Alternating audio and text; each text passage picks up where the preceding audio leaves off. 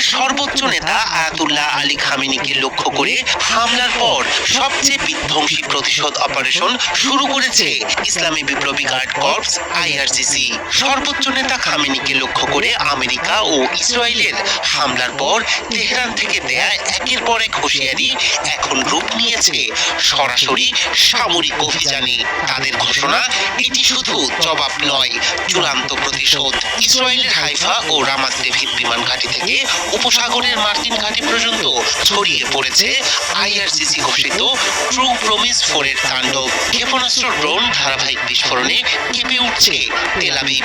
একের পর এক আঘাতে উত্তপ্ত গোটা মধ্যপ্রাচ্য। সর্বোচ্চ নেতা খামেনি হত্যার প্রতিশোধ নিতে মরিয়া ইরানের ইসলামী বিপ্লবী গার্ড আইআরজিসি।